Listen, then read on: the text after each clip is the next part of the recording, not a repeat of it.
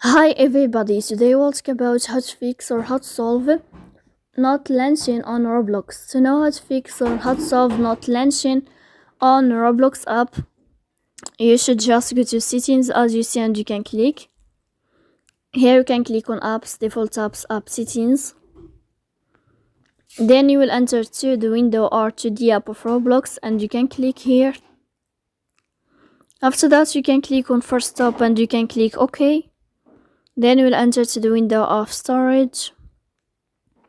Here you can click clear cache. Don't click clear data because that can cause you errors in your app. In the end, you can turn off your phone and you can wait a moment to turn on your phone again.